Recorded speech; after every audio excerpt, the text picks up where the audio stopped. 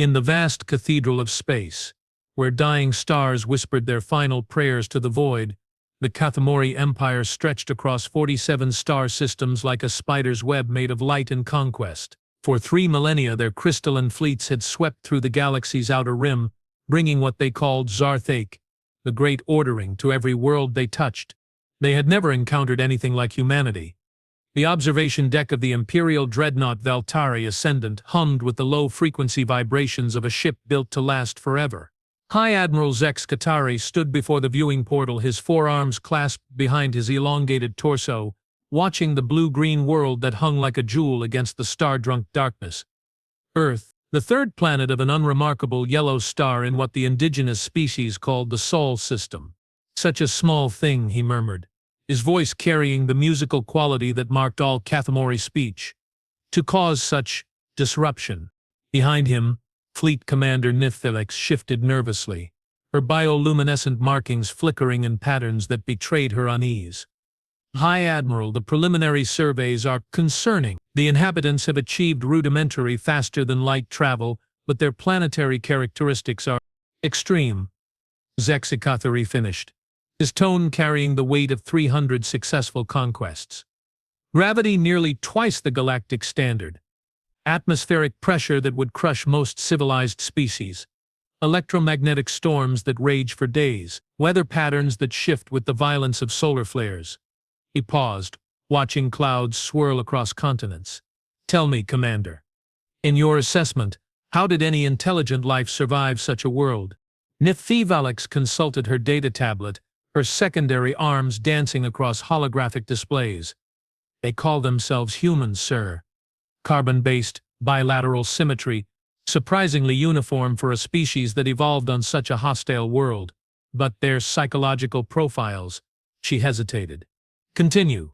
They appear to be impossible. The words hung in the recycled air like an accusation. In 3,000 years of galactic conquest, the Cathamori had catalogued over 1,500 sentient species. They had learned to predict behavioral patterns, cultural development, military capabilities, all based on environmental factors and evolutionary pressures. It was this understanding that made the Great Ordering possible. Humans defied every model. On the surface of that small, violent world, Captain Sarah Chen stood in the command center of Cheyenne Mountain, watching data streams that painted a picture of approaching doom. 27 alien vessels had appeared at the edge of the solar system. 72 hours ago, their energy signatures unlike anything humanity had ever recorded. They moved with the patient certainty of predators who had never known defeat. Signal strength is holding steady, reported Lieutenant Commander Jackson, his voice tight with controlled tension. They're maintaining position at approximately 200 million kilometers. No response to any of our transmission attempts. Sarah nodded, her dark eyes fixed on the tactical display. At 34, she had risen through the ranks of Earth's combined fleet faster than anyone in history. Not because of politics or luck, but because she possessed an intuitive understanding of three-dimensional combat that her instructors had called supernatural. Now, as humanity faced its first contact with an alien civilization, that intuition was screaming warnings. "They're not here to talk," she said quietly. "Ma'am? Look at their formation. Perfect geometric spacing. Energy shields already active. Weapons systems powered but not targeted. They're not exploring, they're waiting." Waiting for what? Sarah turned to face the massive screen that dominated the command center's north wall. On it, telescopic images showed the alien vessels in crystalline detail. Ships that looked like living coral grown in the vacuum of space, beautiful and utterly foreign. For us to surrender. The thought should have been terrifying. Instead, Sarah felt something else entirely. A cold, clean anger that had been building since the first reports of the alien fleet's arrival. Earth had spent the last 50 years clawing its way back from the brink of environmental collapse, forging a united global government from the ashes of nationalism and corporate greed. They had reached for the stars with bloodied fingernails and sheer stubborn will. And now, just as they were beginning to build something lasting among the outer colonies, visitors had arrived with the unmistakable aura of conquerors. "Update from the Defiance?" she asked. Jackson consulted his console. "Captain Morrison reports all systems green. The ship completed its final shakedown cruise yesterday. She's ready for deep space deployment. Sarah nodded. The UES Defiance represented humanity's most advanced military technology, a kilometer-long fusion of engineering brilliance and desperate innovation. Built in the hidden shipyards of Ceres Station, she was humanity's first true warship, designed not for exploration but for the protection of a species that had learned to expect the worst from the universe. The irony wasn't lost on Sarah that humanity's reach for peace among the stars had required them to forge the tools of war. Any word from the diplomatic corps? Ambassador Torres is still drafting response protocols. She's optimistic about establishing communication. Sarah almost smiled. Maria Torres had spent 20 years building consensus in the United Nations before transitioning to Earth's first Department of Alien Affairs. She was brilliant, dedicated, and utterly convinced that rational beings could always find common ground. Sarah envied her that faith. A new alarm chimed across the command center. Lieutenant Commander Reyes looked up from the communications station, her face pale. "Captain, we're receiving a transmission. It's in English." The main screen flickered, and suddenly they were looking at Sax Cathari. His image filled the display, tall, elegant, with skin that seemed to shift between silver and deep blue depending on the light. His 4 eyes regarded them with the patient attention of a scientist examining an interesting specimen. "People of Earth," he began, his voice carrying an accent that suggested vocal cords designed for a different kind of speech. "I am High Admiral Zexa Cathari of the Kathmori Empire. We bring greetings from the civilized galaxy." Sarah felt her jaw clench. Civilized galaxy. The implication was clear. "We have observed your species for some time," the alien continued. "Your planet, your people, your recent expansion to nearby worlds. We are impressed by your tenacity. However, the time has come for Earth to join the greater community of worlds under the guidance and protection of the Kathmori Empire." A pause. In that moment of silence, Sarah could hear the breathing of everyone in the command center. "We understand this may seem sudden, but we have brought order to 47 systems, peace to countless worlds. We offer the same to you, protection from the chaos of unguided development, membership in a civilization that spans the stars." Another pause. Longer this time. "We require your answer within 72 hours. Rejection of our offer will be unfortunate for all concerned." The transmission ended, leaving the command center in absolute silence. Ambassador Torres was the first to speak, her voice steady but strained. "Well, that was direct." "It was a threat," Sarah said flatly. "Politely worded, but a threat nonetheless. We don't know that. Perhaps their translation protocols." "Ambassador?"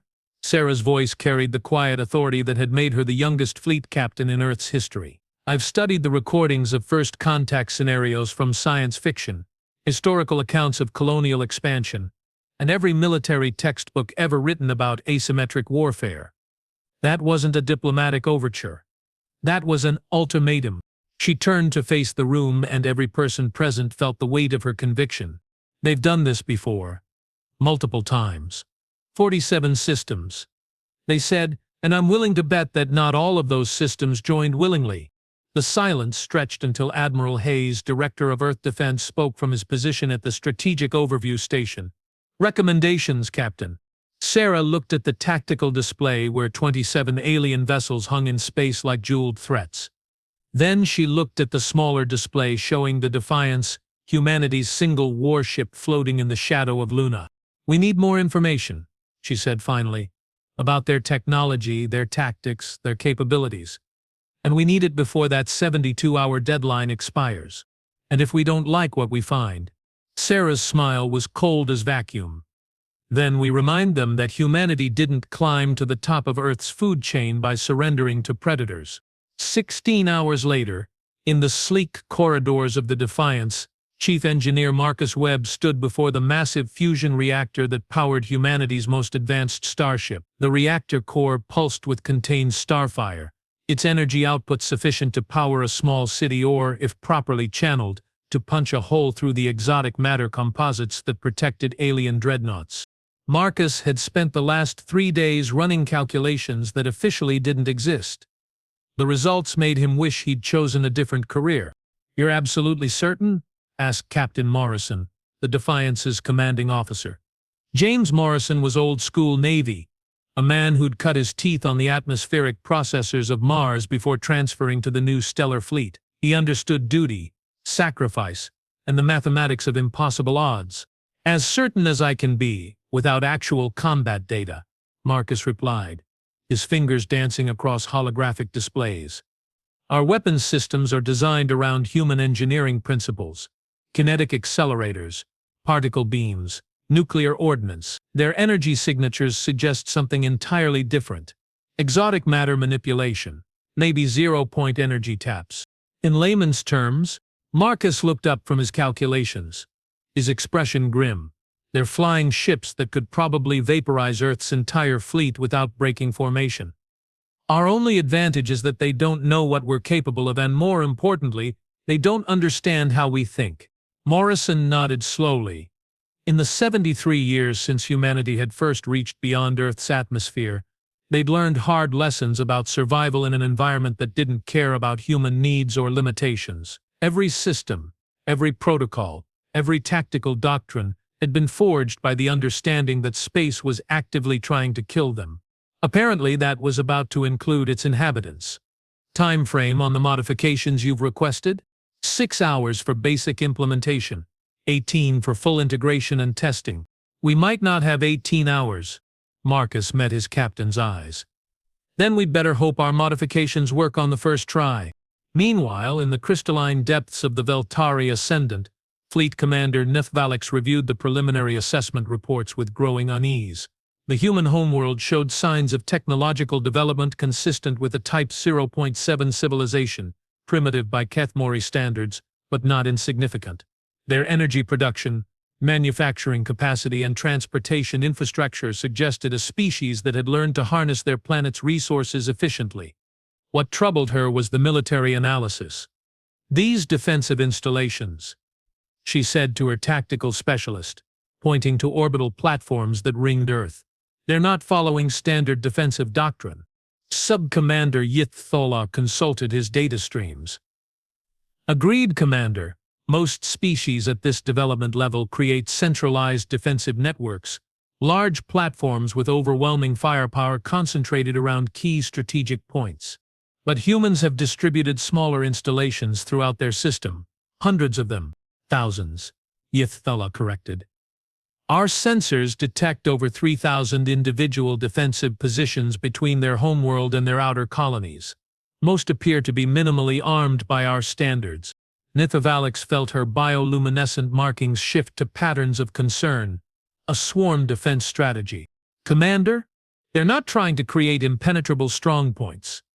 They're trying to ensure that any attacking force will face constant harassment across the entire combat zone."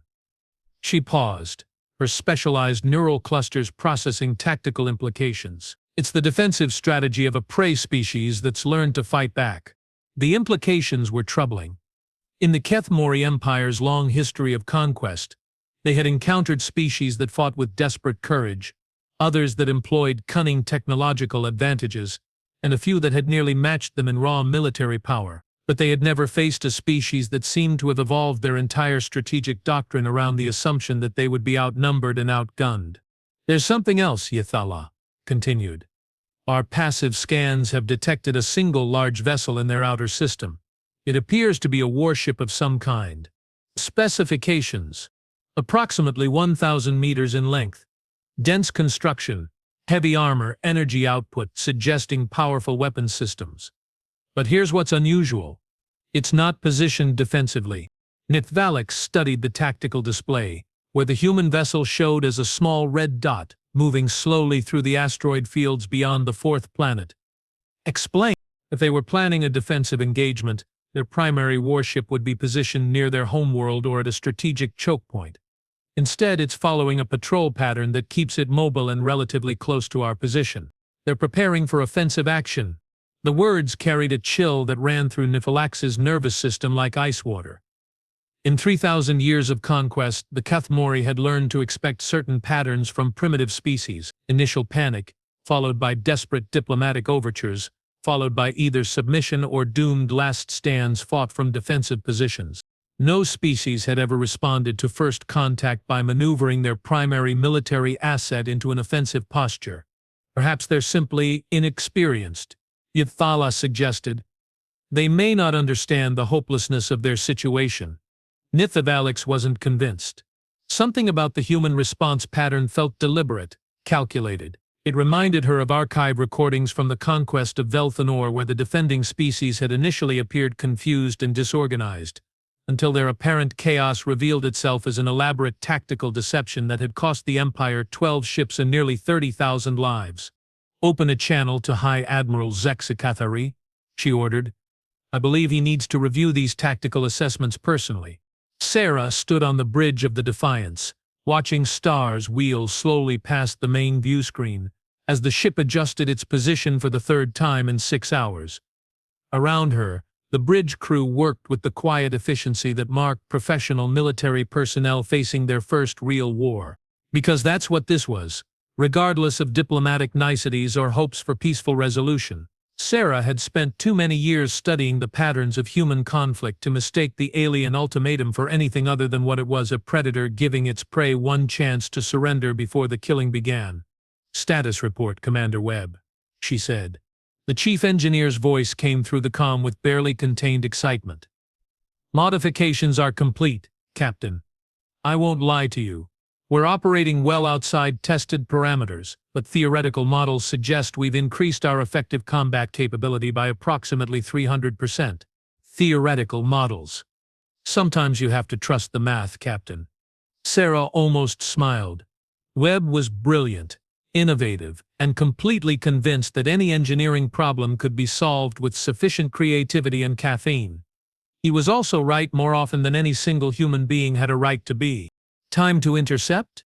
Assuming the alien fleet maintains current position and we continue on our present course, approximately 14 hours. 14 hours. Sarah looked at the chronometer display showing the countdown to the alien deadline. 31 hours remaining. Captain Lieutenant Commander Singh spoke from the communications station. "We're receiving transmission from Earth Defense Command." "Put it through." Admiral Hayes' face appeared on the secondary screen, his expression carrying the weight of a man who'd spent his career preparing for conflicts he'd hoped would never come. "Captain Chen, what's your assessment of the situation?" "Unchanged, sir. They're conquerors, not diplomats. This will end in violence regardless of our response to their ultimatum." Ambassador Torres disagrees. She believes we can establish meaningful dialogue. Sarah felt a familiar surge of frustrated respect for the ambassador. Maria Torres had dedicated her life to the belief that rational beings could find peaceful solutions to any conflict. It was a beautiful faith, and one that Sarah desperately wished was correct. "With respect to the ambassador, sir, their opening communication wasn't the beginning of a negotiation. It was a surrender demand. They've done this 47 times before, and if you're wrong, if there's a chance for peaceful resolution?" Sarah looked at the tactical display, where 27 alien vessels maintained their perfect formation like a sword hanging over Earth's throat. "Then my actions in the next 14 hours will have started the first interstellar war in human history." She paused, meeting Hayes' eyes through the quantum-encrypted connection. "But if I'm right, and we do nothing, then humanity's first interstellar war will be over before it starts." The silence stretched until Hayes nodded slowly. "Your orders are to gather intelligence and assess alien capabilities. Do not repeat. Do not initiate hostilities without direct authorization." "Understood, sir."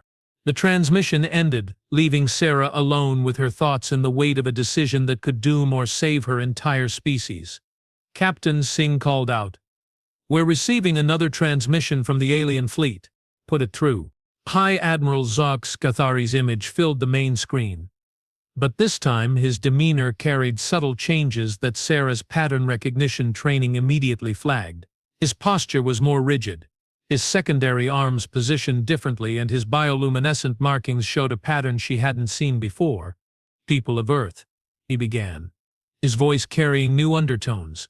"We have detected movement of your military vessel toward our position. This is unexpected."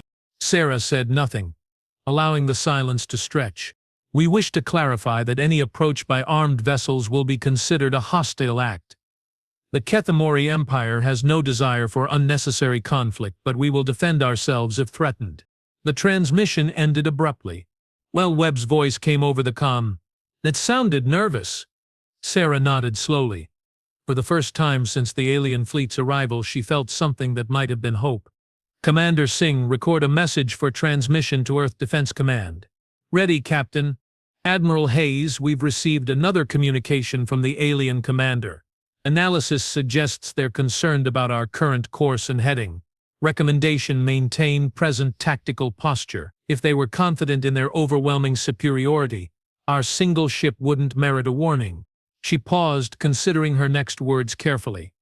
"Beginning detailed sensor sweep of alien fleet positions. Will report findings in 6 hours. Chen out." The message transmitted.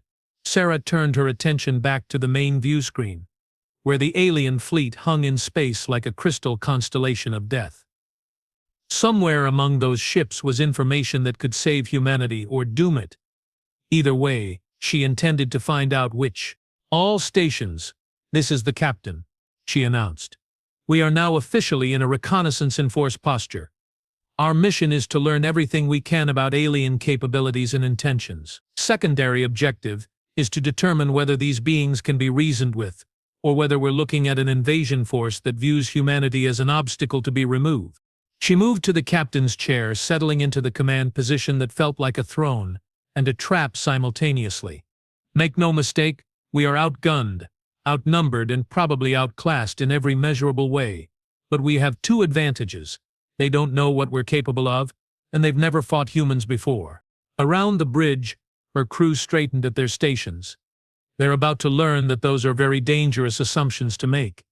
High Admiral Zexikathari stood in his private chambers, studying holographic displays that showed the approaching human vessel with disturbing clarity. The ship was indeed primitive by Kethamori standards. Crude fusion propulsion, electromagnetic shielding, weapons systems that seemed to rely on kinetic acceleration and directed energy rather than exotic matter manipulation. But there was something about its design that nagged at his tactical instincts. "Enter," he called in response to the soft chime that announced a visitor.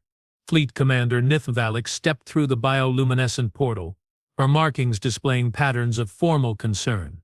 "Hi, Admiral, I've completed a detailed analysis of the human vessel's approach vector and tactical capabilities. Your conclusions? They're not behaving like any species we've encountered before." She activated a holographic display that showed the human ship's movement pattern over the past 8 hours. "Look at this approach trajectory.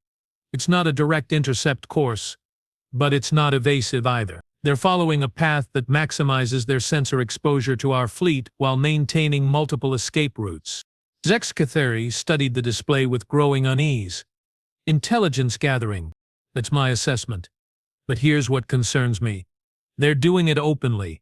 No attempt at stealth, no deceptive maneuvers. They want us to know they're coming." "Curious." "There's more." Nithvalek's activated additional displays showing energy readings from the human vessel. Their reactor output has increased by 40% since beginning their approach. Either they're powering up weapons systems or they've made significant modifications to their ship's capabilities.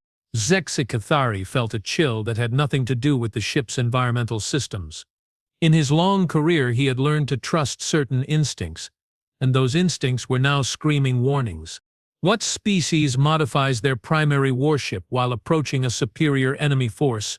One that's planning something we haven't anticipated. The admission hung between them like an accusation. The Kethamori Empire's success had been built on predictability. The ability to anticipate enemy responses based on established patterns of behavior. But humans seemed to be following no patterns at all. "Order the fleet to battle stations," Zexikathari commanded. "Full defensive posture, but do not target the human vessel unless they demonstrate hostile intent." "Sir, our intelligence suggests their single ship poses no meaningful threat to the fleet." "Intelligence can be wrong, Commander. And if these humans are as unpredictable as they appear, I'd rather be prepared for possibilities we haven't considered." As Nithvalek departed to carry out his orders, Zexikathari returned his attention to the holographic display. The human ship continued its steady approach, broadcasting no messages. making no demands, simply moving through space with the patience of a predator that had all the time in the world. For the first time in 3 centuries of conquest, High Admiral Zex Cathari felt the emotion he had nearly forgotten: uncertainty. The Defiance continued its approach through the dark between worlds, her hull gleaming with the reflected light of distant stars. In her engineering sections, humanity's most advanced technology hummed with barely contained power. In her crew quarters, men and women from every nation on Earth prepared for possibilities that would have been science fiction just days before. And on her bridge, Captain Sarah Chen watched the alien fleet grow larger on her screens, knowing that the next few hours would determine whether humanity joined the galactic community as equals, subjects, or corpses. The Empire was about to quake, but they didn't know it yet. The quantum-encrypted transmission from Earth Defense Command arrived at 0347 ship time, carrying news that changed everything. Captain Sarah Chen thought she knew about humanity's situation. "Captain," Lieutenant Commander Singh's voice carried a tension that made the bridge crew look up from their stations. "Priority communication from Admiral Hayes. Eyes-only classification." Sarah stood from the captain's chair, feeling the familiar weight of command settle across her shoulders. "Transfer to my ready room. Maintain current course and heading." The ready room was a study in functional minimalism. A desk, 2 chairs, and wall displays that could show everything from tactical data to star charts. Sarah activated the privacy shields and opened the transmission, watching Admiral Hayes's face materialize with the slight static distortion that marked quantum entanglement communications. "Captain Chen," Hayes began without preamble, "new intelligence changes our assessment of the situation. 37 minutes ago, our deep space monitoring array detected additional alien vessels entering the Sol system." Sarah felt her blood turn to ice water. "How many?" 43 ships, approaching from 3 different vectors.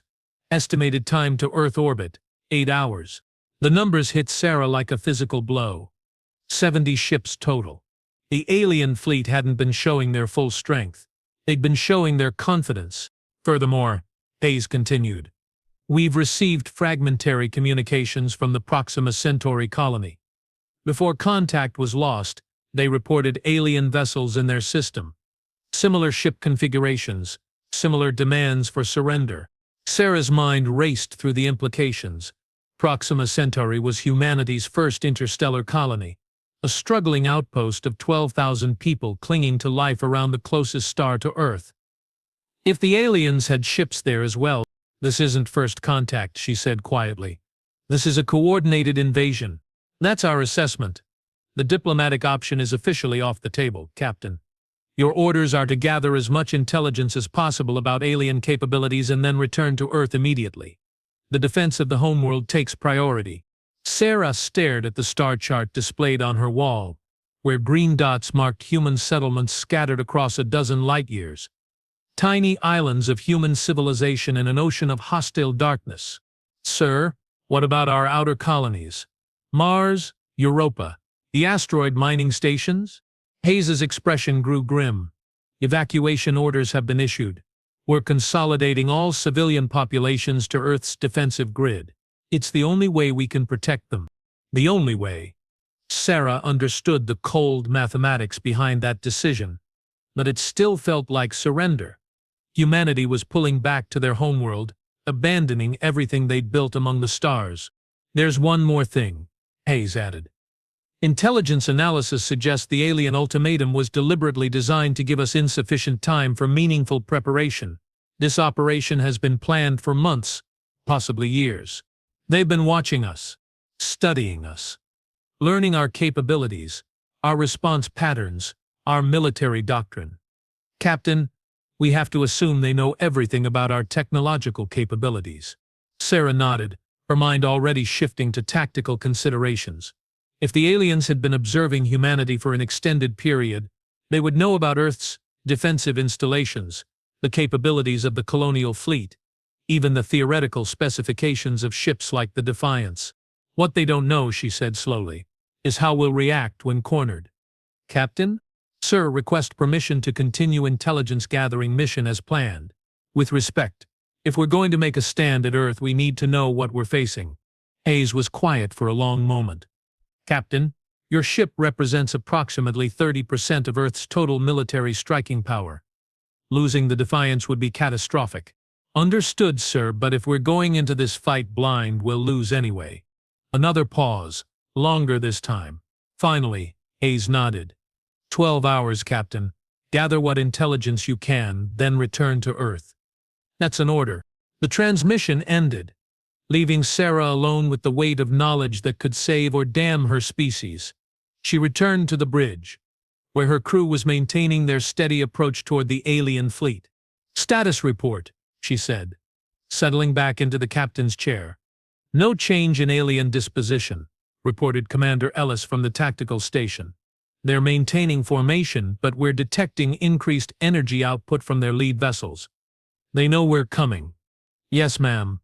Estimate 3 hours until optimal sensor range." Sarah looked at the main view screen, where the alien fleet was now visible as distinct points of light against the starfield.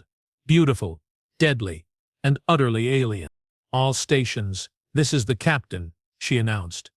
"New intelligence indicates this is not a first contact situation. Repeat, this is an invasion in progress. Our mission parameters remain unchanged, but understand that we are now gathering intelligence for Earth's defense." Around the bridge, her crew straightened with the kind of grim determination that had carried humanity from cave paintings to starships. "We have 12 hours to learn everything we can about alien capabilities and intentions. What we discover here could determine whether humanity remains free, or whether Earth becomes the 48th system in someone else's empire." She paused, letting that sink in. "Questions?" Chief Engineer Webb's voice came over the comm. "Captain, are we cleared for combat modifications to weapons systems?" "Negative. We are on a reconnaissance mission. But," Sarah considered her next words carefully, "continue theoretical preparations for potential defensive actions." "Understood, Captain." Sarah closed her eyes for a moment, feeling the vibrations of the ship around her, the steady thrum of fusion engines, the whisper of life support systems, the barely audible hum of 1,000 different technologies working in harmony to keep her crew alive in the vacuum between worlds. When she opened them again, her expression carried the cold clarity that had made her the youngest fleet captain in human history. "Mr. Singh, prepare a message drone for launch. It should contain all sensor data we've gathered so far, plus a complete tactical assessment of alien fleet disposition and capabilities." "Ma'am, if something happens to us out here, Earth needs to know what they're facing." Meanwhile, aboard the Valtari Ascendant, High Admiral Zexkethethari reviewed intelligence reports that painted an increasingly disturbing picture of the species his empire was attempting to conquer. "These population centers," he said, gesturing to holographic displays that showed human settlements throughout the Sol system. "They're not following standard colonial development patterns." Fleet Commander Nif Felix nodded, her bioluminescent markings displaying patterns of analytical concern. "Most species establish resource extraction facilities first, then gradually develop permanent settlements, but humans seem to have established population centers in locations that offer no obvious strategic or economic advantages. Europa, for instance." Zexakathari mused, studying the data on humanity's settlement beneath the ice of Jupiter's moon. "A subsurface ocean environment that requires constant technological intervention to maintain habitability. The energy costs alone should make it economically unfeasible, and yet they have nearly 50,000 people living there." Zexakathari felt his neural clusters processing patterns that didn't match any known model of rational expansion. "What did our xenopsychology specialists conclude?" "That's where it gets interesting, High Admiral." Nidvalix activated new displays showing behavioral analysis data. "Humans appear to establish colonies not for optimal resource exploitation, but for what they call backup. They're deliberately spreading their population across multiple systems and environments, in case their homeworld is threatened." "That's our assessment. But here's what's unusual. Most species don't develop this kind of distributed surveil strategy until they've encountered external threats. Humans appear to have evolved it naturally." Zexakathari studied the data with growing unease.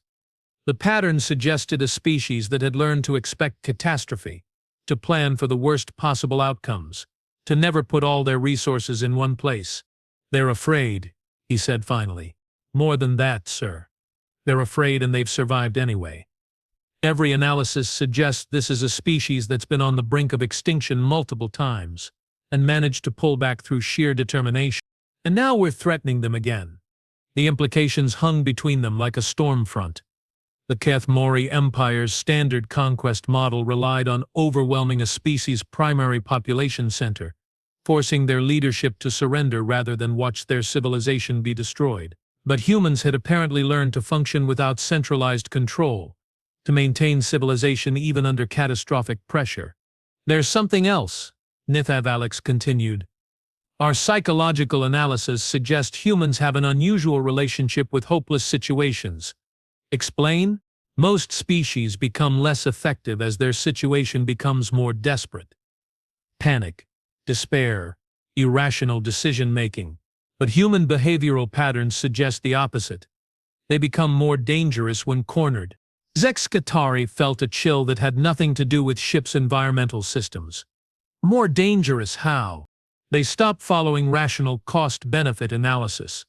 They begin making decisions based on principle rather than probability of success. In their own literature, they call it going down fighting. A soft chime announced an incoming transmission from the sensor array. Submander Yithtala's image appeared in the holographic display, his markings showing patterns of urgent concern. High Admiral, the human vessel has adjusted course. They're now on a direct intercept trajectory. ETA? 2 hours, 37 minutes. Zexkatari studied the tactical display, where the single human ship showed as a small red dot moving steadily toward his fleet. 1 ship against 27. The mathematics were absurd, which was exactly what made him nervous. Battle stations, he ordered. Full defensive posture. Charge primary weapons, but do not target unless they demonstrate hostile intent. Sir Nithvalek said quietly, our intelligence suggests their single vessel poses no meaningful threat to the fleet. Commander, in 3,000 years of conquest, the Empire has learned to expect certain behavioral patterns from primitive species. Desperation, panic, last-minute diplomatic overtures. He paused, watching the steady approach of the human vessel. These humans are doing none of those things. Either they have a plan we haven't anticipated, or they're operating under psychological parameters we don't understand. And if it's both, Zexkatari didn't answer, but his bioluminescent markings shifted to patterns that any Kathmori would recognize as deep concern.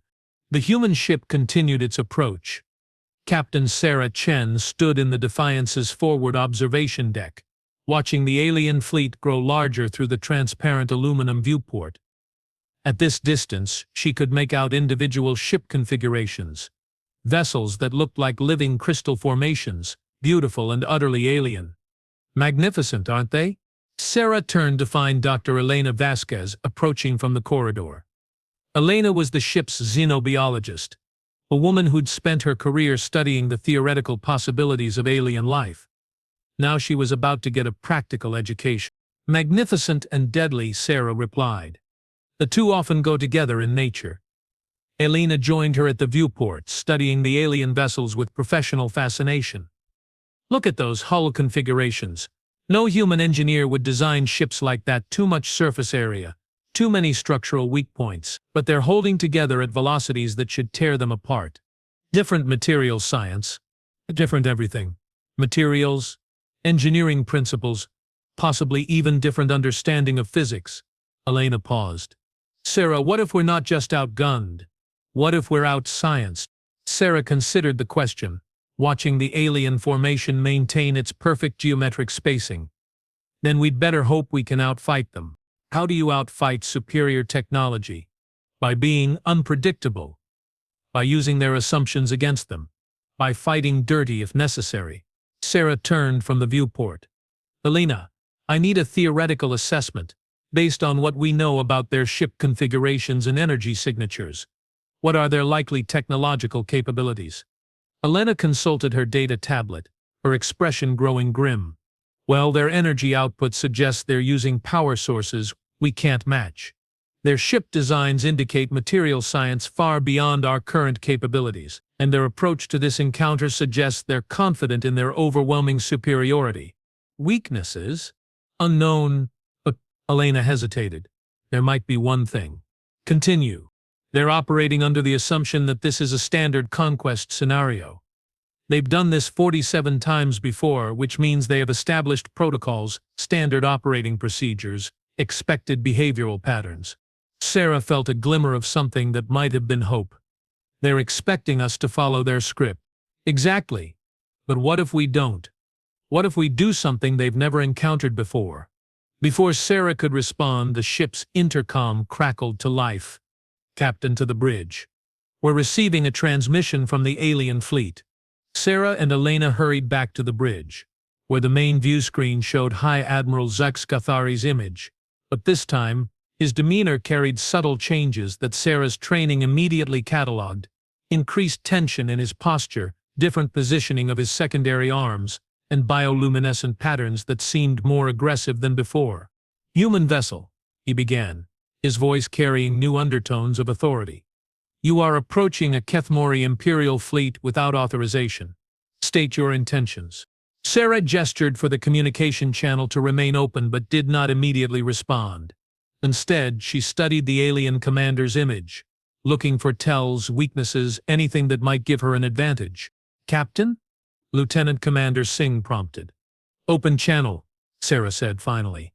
Her image appeared on alien screens throughout the fleet as she spoke with the calm authority that had carried her through a dozen crisis situations. "This is Captain Sarah Chen of the United Earth Ship Defiance. We are conducting reconnaissance of your fleet as a matter of planetary security. State your intentions regarding Earth and its colonies." The silence stretched for several seconds before Zax-Cathari responded, and Sarah noted the slight shift in his expression. Surprise, perhaps, that a primitive species was demanding information rather than begging for mercy. "Captain Chen, we have already communicated our intentions to your planetary leadership. The Kethmori Empire offers membership in the galactic community under our guidance and protection. And if we decline..." Another pause. Longer this time. That would be unfortunate for all concerned. Sarah felt her jaw clench at the euphemism. "Admiral, I've studied the historical records of 47 star systems. Your guidance and protection seems to coincide with the complete loss of indigenous self-governance."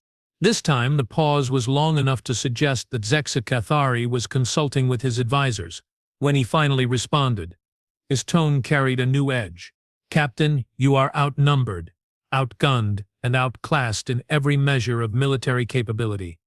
Your continued approach to our position is inadvisable." Sarah smiled, a cold expression that never reached her eyes. "Admiral, you're right about our relative military capabilities, but you're making one critical assumption, which is that we care."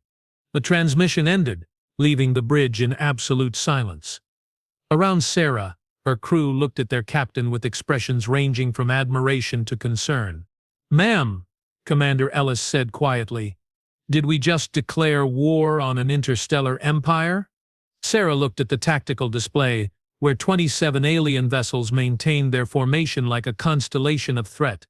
"No, Commander, we just told them we're not afraid to die fighting." She turned to address the bridge crew. "All stations, prepare for detailed sensor sweeps. We have approximately 90 minutes to learn everything we can about alien ship capabilities, weapons systems, and defensive measures." "And then?" Ellis asked. Sarah's expression carried the weight of a decision that could doom her crew and ship or save her species. "Then we find out if humanity's reputation for being completely insane is justified." In the depths of the Valtari Ascendant, emergency signals cascaded through the ship's bioneural networks. High Admiral Zax-Cathari stood in the tactical center, surrounded by holographic displays that showed the approaching human vessel with crystalline clarity. "Analysis," he ordered. Fleet Commander Nithavalex consulted multiple data streams, her markings displaying patterns of analytical concern. "The human captain's psychological profile is unusual. Most species facing overwhelming odds attempt negotiation, surrender, or desperate escape maneuvers, and Captain Chen is conducting a detailed sensor sweep of our defensive capabilities while maintaining direct approach to our position. Either she's planning something specific or human psychology is more alien than we anticipated." Subcommander Yathala's voice came through the communication array. High Admiral, we're detecting increased energy output from the human vessel. Their reactor core is now operating at 140% of baseline output. Zex Cathari felt his neural clusters processing possibilities that all led to disturbing conclusions. Are they powering weapons systems? Unknown, sir. Their energy signatures are unlike anything in our database. But the power levels they're generating are sufficient for what? For almost anything, sir. The implication hung in the recycled air like a toxin. A species that could modify their ship's capabilities in real time while approaching a superior enemy force suggested engineering capabilities that didn't match their apparent technological level. Open a fleet-wide channel, Zexa Cathari ordered. Throughout the Kathmori formation, ship commanders received the same message. All vessels to maximum alert status, charge primary weapons systems and prepare for potential combat action. Do not fire unless directly threatened, but be prepared for unconventional tactics. As the communication ended, Zex Cathari returned his attention to the tactical display. The human ship continued its steady approach, broadcasting no further messages, making no demands, simply moving through space with the patience of a predator that had all the time in the world. For the first time in his long career, High Admiral Zex Cathari felt like prey. The Defiance continued her approach through the vacuum between worlds. Her sensors recording every electromagnetic signature, every energy fluctuation, every design characteristic of the alien fleet. In her engineering sections, Chief Engineer Marcus Webb made final adjustments to modifications that officially didn't exist. Captain, Webb's voice came over the intercom. Modifications are complete and tested. We're operating well beyond manufacturer specifications, but theoretical models suggest we've achieved our objectives. Define theoretical, Mr. Webb. Well, Captain, we won't know for certain until we try it. But the math is solid. Sarah almost smiled. Webb had a gift for making the impossible sound merely improbable. Time to optimal sensor range? 14 minutes, reported Commander Ellis from the tactical station. Sarah stood from the captain's chair, looking around the bridge at her crew. These were the men and women who would carry humanity's message to the stars. Whether that message was one of cooperation or defiance remained to be seen. All hands, this is the captain, she announced. In approximately 14 minutes, we will achieve optimal sensor range of the alien fleet. Our mission is to gather intelligence that could save Earth and all human colonies. What we learn here could determine the future of our species. She paused, feeling the weight of command settle across her shoulders like armor. I won't lie to you, we're probably not going home. But if we do our job right, Earth will have the information they need to mount an effective defense. Remember, we're not just representing the Defiance, we're representing humanity itself. Around the bridge, her crew straightened at their stations with the kind of quiet determination that had carried humans from cave paintings to starships. Questions? Ma'am. Lieutenant Commander Singh spoke from the communications station. Are we cleared to transmit our findings back to Earth? Continuously. Everything we learn goes into the data stream immediately. If something happens to us, Earth Command will have real-time intelligence right up until… She didn't finish the sentence. She didn't need to. Understood, Captain. Sarah returned to the captain's chair, watching the alien fleet grow larger on the main view screen. Beautiful, deadly, and utterly confident in their overwhelming superiority. They were about to learn that confidence could be a weakness. Mr. Webb, she said quietly, are you ready to show our new friends what human engineering can accomplish when we get creative? Captain Webb's voice carried the kind of enthusiasm that had made him legendary among starship engineers. We're about to give them a demonstration they'll never forget. Sarah smiled. The first genuine smile she'd felt since the alien fleet's arrival. Good, because I have a feeling they're going to be very surprised by what humans can do when we stop playing by the rules. The Empire was about to quake. But first, it was going to learn. The moment of truth came with a whisper. Not the thunderous roar of weapons fire or the screaming alarm of battle stations, but the soft chime of a sensor contact that changed everything. Captain Sarah Chen thought she knew about the universe. Captain. Lieutenant Commander Singh's voice carried a tension that made the bridge crew look up from their stations. We're detecting a massive energy surge from the alien fleet. Something's happening. Sarah stood from the captain's chair, her eyes fixed on the tactical display where 27 alien vessels hung in space like crystalline predators. Specify. All vessels are simultaneously charging what appear to be primary weapon systems. Energy output is unprecedented. Singh paused, consulting his instruments. Captain, if those are weapons, a single salvo could sterilize Earth's surface. The words hit the bridge like a physical blow. Around Sarah, her crew absorbed the implications with the grim professionalism that marked humanity's finest. ETA to optimal sensor range? Sarah asked. 3 minutes 40 seconds, reported Commander Ellis from Tactical. Sarah looked at the main view screen, where the alien fleet was now close enough to show individual ship configurations. They were beautiful in the way that apex predators often were, elegant, efficient, and utterly lethal. All stations, emergency acceleration. Get us to sensor range now. The Defiance leaped forward under maximum thrust, her fusion engines pushing the ship toward her destination with the desperate speed of humanity's last hope. In the engineering sections, Chief Engineer Marcus Webb monitored power outputs that were well beyond anything the ship had been designed to handle. Captain, Webb's voice came over the intercom. We're running hot across all systems. I can give you maximum acceleration for maybe 10 more minutes before we risk catastrophic failure. Understood. Singh, continuous data transmission to Earth Command. Everything we're recording goes into the stream immediately. Aye, Captain. Sarah closed her eyes for a moment, feeling the vibrations of her ship straining against the laws of physics. When she opened them again, her expression carried the cold clarity that had made her the youngest fleet captain in human history. Commander Ellis, what's our weapons status? All systems green, Captain. Particle beams charged, kinetic accelerators loaded, nuclear ordnance ready for deployment. Ellis paused. But Captain, against this kind of firepower, I know the odds, Commander. Sarah's voice carried the weight of absolute conviction. But sometimes the odds don't matter. Captain, Singh called out urgently. We're receiving a priority transmission from Earth Defense Command. Put it through. Admiral Hayes's face appeared on the secondary screen, his expression carrying the weight of a man who'd just received impossible orders. Captain Chen, abort your mission immediately. Return to Earth's defensive perimeter at maximum speed. Sir, we're minutes away from optimal sensor range. Captain, we've lost contact with Proxima Centauri, Alpha Centauri, and all outer colonies. Long-range sensors detect alien fleets moving toward Earth from multiple vectors. Total enemy vessel count now exceeds 200 ships. The number hit Sarah like ice water in her veins.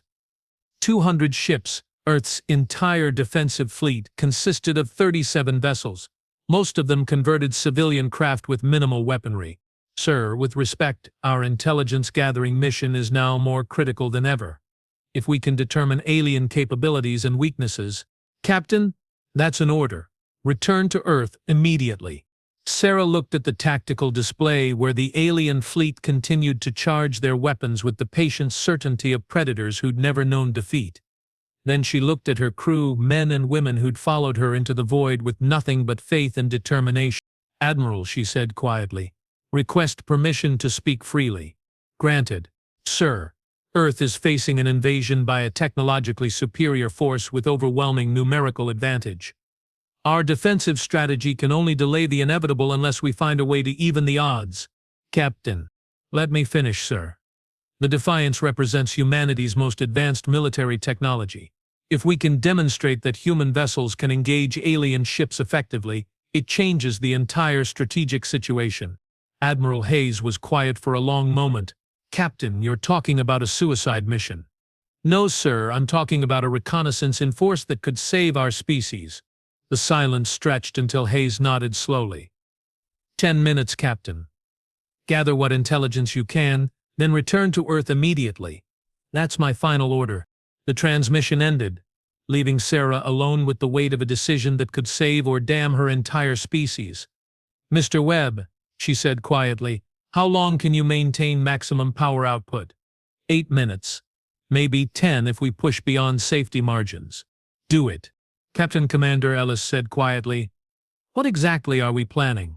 Sarah looked at the main view screen, where the alien fleet hung in space like a constellation of death. We're going to give them a demonstration of human military doctrine. Which is? Sarah's smile was cold as vacuum. When facing impossible odds, attack. Meanwhile, aboard the Veltari Ascendant, High Admiral Zexkatari received reports that painted an increasingly disturbing picture of the approaching human vessel. Energy output continues to increase. Fleet Commander Nithvalix reported, her bioluminescent markings displaying patterns of analytical concern. They're now operating at power levels that should be impossible for their technological base. Weapons status. Unknown. Their energy signatures don't match any known weapons configurations, but the power levels they're generating are sufficient for significant offensive capabilities. Zexkatari studied the tactical display with growing unease. In 3,000 years of conquest, the Quthmori Empire had developed extensive databases of alien military technology. They could predict weapons capabilities, defensive measures, tactical doctrines, all based on observable technological indicators. The human ship defied every predictive model. Sub-Commander Yathalahi called to the tactical specialist.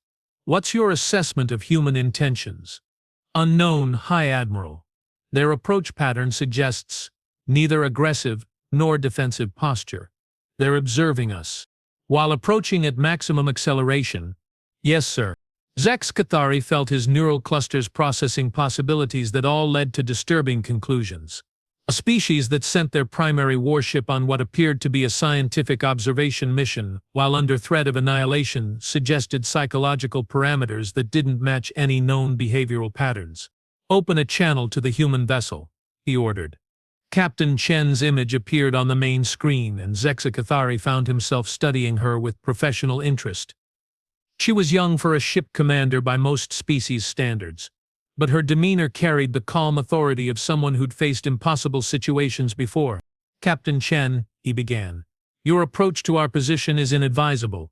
We have no desire for conflict, but we will defend ourselves if threatened. Admiral, Chen replied, her voice carrying subtle undertones that Zexkatari's linguistic processors couldn't quite categorize. We're conducting a standard reconnaissance mission. Surely the Quthmori Empire doesn't consider scientific observation a threat?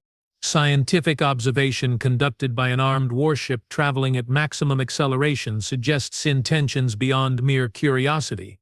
Chen's expression didn't change, but something in her eyes shifted. Admiral, let me be clear about something.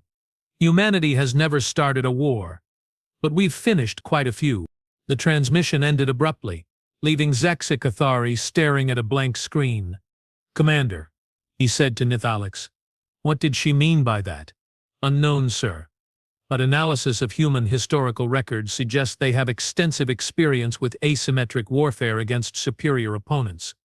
Meaning, they've learned to win by changing the rules of engagement. Zexkatari felt a chill that ran through his nervous system like liquid nitrogen. All vessels, maximum alert status. Prepare for potential combat action.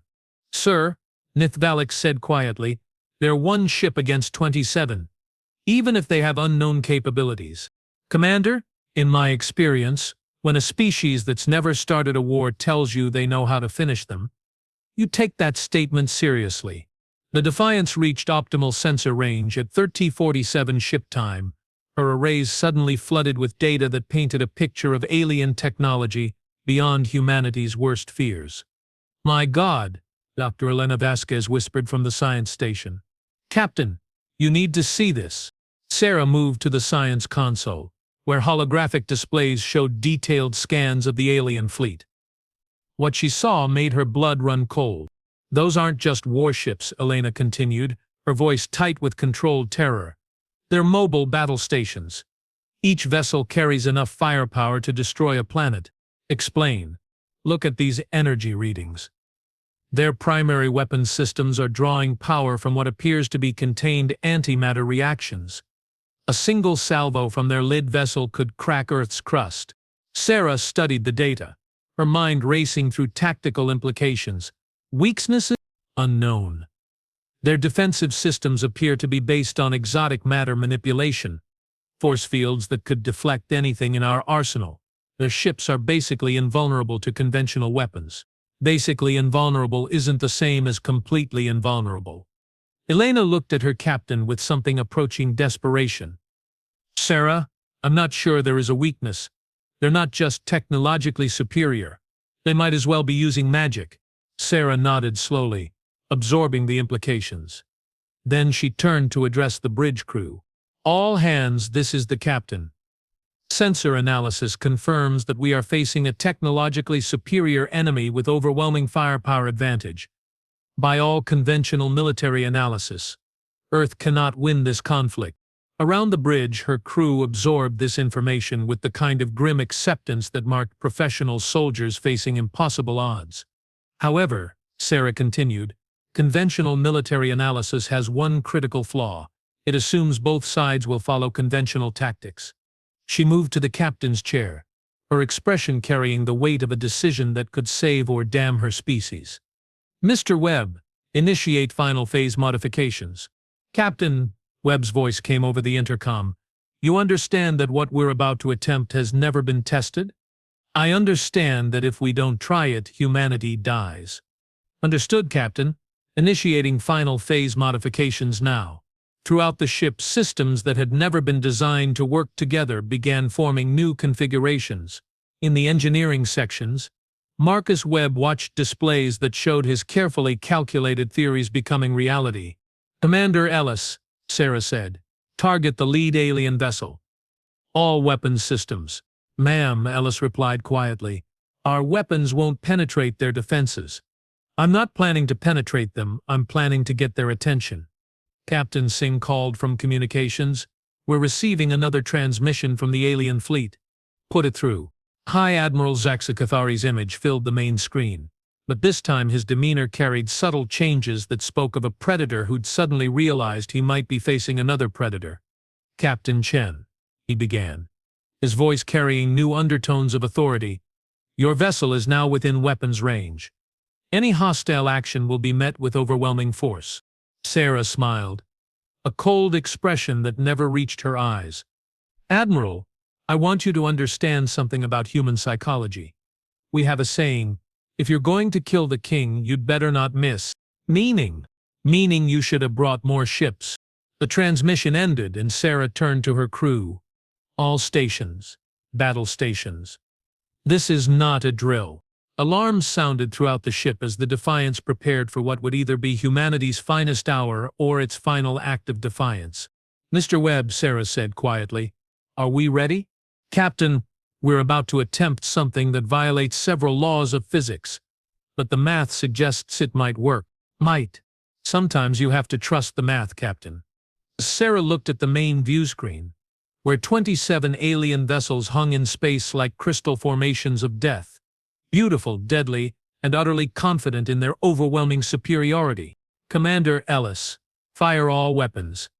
The Defiance erupted in controlled violence as every weapon system fired simultaneously. Particle beams lanced through space. Kinetic accelerators hurled projectiles at relativistic speeds, and nuclear warheads blazed like tiny suns. None of them reached their target. The alien force fields absorbed the assault with contemptuous ease, the devastating barrage dissipating like raindrops against a mountain. But Sarah was smiling. Phase 2, Mr. Webb. Initiating now, Captain. Deep in the ship's engineering sections, modifications that had never been tested began to change the fundamental nature of the Defiance's reactor core. Power output that had been impressive became staggering.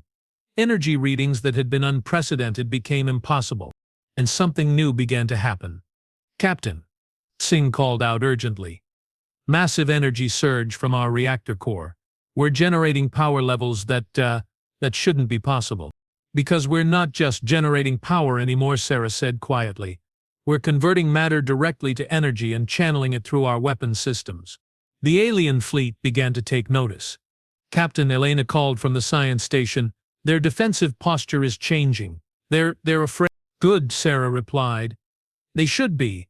High Admiral Zax Ekkathari stood in the tactical center of the Velthari Ascendant, staring at sensor readings that violated everything he thought he knew about human capabilities. That's impossible, Fleet Commander Nithvalix whispered. her markings displaying patterns of pure shock. They're generating energy output equivalent to a small star. How? Unknown, sir. Our sensors indicate they've somehow modified their reactor core to achieve direct matter energy conversion. It's theoretically possible, but the engineering requirements, they're converting their own ship into a weapon. Zexikathari said quietly. A weapon that could destroy this entire fleet. The implication hung between them like a death sentence. The human ship wasn't trying to win a conventional engagement. It was preparing to take the entire alien fleet with it. All vessels, emergency retreat. Maximum distance from the human vessel. Sir, Submander Yuthathala reported, the human ship is moving to intercept. They're not going to let us withdraw. Zexikathari felt his world shift as he realized the truth. The humans hadn't sent their ship to gather intelligence or attempt negotiation. They'd sent it to deliver a message. And the message was simple. If you want to conquer humanity, you'd better be prepared to die for it. Open a channel to the human vessel, he ordered. Captain Chen's image appeared on the screen, and Zexikathari found himself looking into the eyes of someone who'd already made peace with death. Captain, he said, what are your demands? I don't have any demands, Admiral. I have a statement. Which is, humanity will not surrender. We will not submit. We will not be conquered. Sarah's voice carried the weight of absolute conviction. You want Earth? Come and take it. But understand that every human world you attack, every human life you take will cost you more than you're prepared to pay. Captain, your ship cannot possibly. My ship doesn't need to survive, Admiral. It just needs to prove a point. The transmission ended, and Zexikathari found himself staring at a species that had just redefined his understanding of warfare. Sir, Nivelik said quietly. What are your orders? Zexikathari looked at the tactical display, where the human vessel continued to approach his fleet with the patience of a missile seeking its target. Signal the fleet. Withdraw to safe distance. Sir, that human ship is about to explode with the force of a small sun, and I suspect that's exactly what they intended. As the Kethmori fleet began its emergency withdrawal, the Defiance continued her approach. Her crew working with the calm professionalism of people who'd already written their own epitaphs. Captain, Webb reported, reactor conversion is at 90%. Estimate 30 seconds until critical threshold. All hands, this is the captain, Sarah announced. Our mission was to gather intelligence and demonstrate human capabilities. Mission accomplished. It has been an honor serving with you. Around the bridge, her crew stood at their stations with the quiet dignity that marked humanity's finest. 20 seconds, Webb reported. Sarah looked at the main view screen, where the alien fleet was withdrawing at maximum speed, but not fast enough. 10 seconds. She closed her eyes, thinking of Earth, of blue skies and green fields and the laughter of children who would grow up free because of what her crew had chosen to do. 5 seconds. Sarah opened her eyes one last time, looking at the stars that humanity would inherit. See you on the other side. The Defiance exploded. Not with the violent chaos of destruction, but with the controlled fury of matter becoming pure energy. For one brief moment, a new star blazed in the darkness between worlds. A star born of human determination and fed by the sacrifice of people who'd chosen duty over survival. The shock wave expanded outward at the speed of light, carrying with it the electromagnetic signature of humanity's defiance. Every alien vessel within 1,000 kilometers suffered catastrophic damage. 7 ships were destroyed outright, their exotic matter hulls unable to withstand forces that belonged in the heart of stars. When the light faded, the Kethmori fleet was broken, scattered and utterly demoralized. High Admiral Zexikathari stood in the damaged command center of his flagship, staring at sensor readings that showed the empty space where the human vessel had made its final statement. Casualty reports, he said quietly. 7 vessels destroyed, 14 more with critical damage. Fleet Commander Nithivalix reported, her voice hollow with shock. Estimated casualties, 43,000 dead, 43,000 Kethmori lives. Ended by a single human ship. Sir, Nithivalix continued. What are your orders regarding the human homeworld? Zexikathari was quiet for a long moment, processing the implications of what he'd witnessed. Then he activated the fleet communication system. All vessels, "This is High Admiral Zexakathari. We are withdrawing from this system immediately." "Sir?" Nethavalix asked quietly.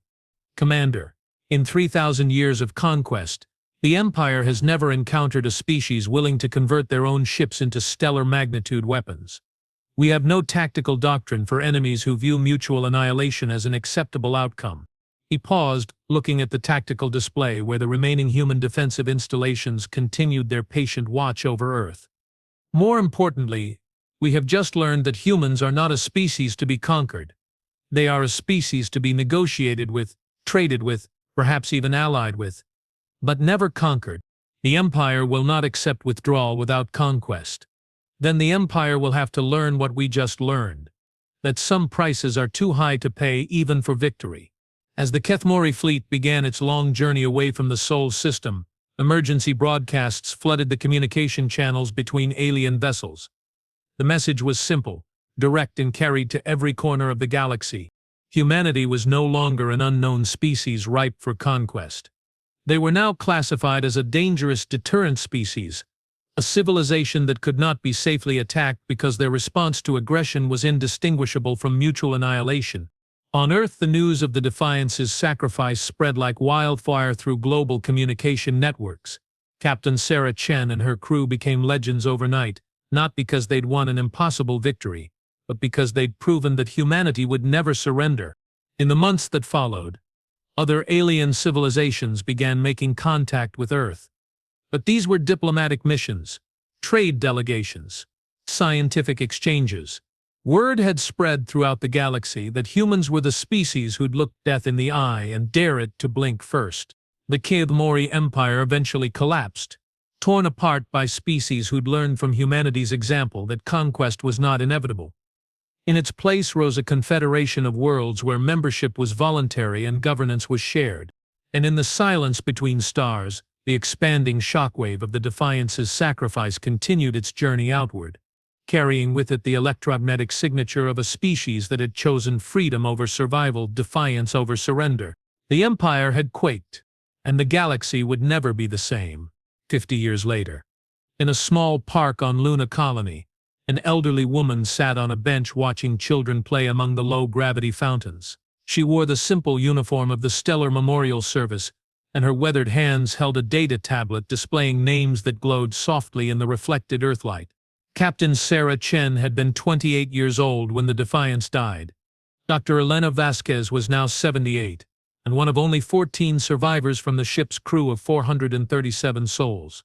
She had been in the aft laboratory section when the reactor achieved critical conversion, protected by bulkheads that had bought her and 12 others the 17 seconds they needed to reach the emergency escape pods. 17 seconds. The difference between death and becoming a living memorial to humanity's finest hour. Dr. Vasquez. Elena looked up to see a young girl, perhaps 10 years old, wearing the burgundy uniform of the Colonial Education Corps. She had the confident bearing of someone who'd grown up in the stars, knowing that humanity belonged among them. "Yes, dear. Are you really one of the Defiance survivors?" Elena smiled, feeling the weight of decades in her bones. "I am." "What was Captain Chen like?" Elena considered the question, looking up at the stars that humanity now called home. She was determined. When she made a decision, you never doubted that it was the right one, even when logic suggested otherwise. Was she scared? Of course she was scared. We all were. But she taught us that being brave doesn't mean not being afraid. It means doing what's right even when you're terrified. The girl nodded solemnly. "My teacher says the Defiance changed everything. That we're free because of what you did." Elena looked at the data tablet in her hands where 437 names glowed like stars in the darkness of memory. "We're free because good people chose to pay the price for freedom. And we stay free by remembering that price, and being willing to pay it again if necessary." The girl ran off to join her friends, leaving Elena alone with her thoughts and the weight of memory that had sustained her through 5 decades of a galaxy transformed. Above them, the stars wheeled in their ancient patterns, marking time for a species that had learned to navigate by courage rather than convenience. And somewhere in the vast darkness between worlds, the expanding shockwave of the Defiance's sacrifice continued its eternal journey. carrying with it the electromagnetic signature of humanity's greatest truth. Some things are worth more than survival. Some things are worth everything. And in the end, the galaxy had learned to listen when humanity spoke. Because when humans spoke, they meant what they said.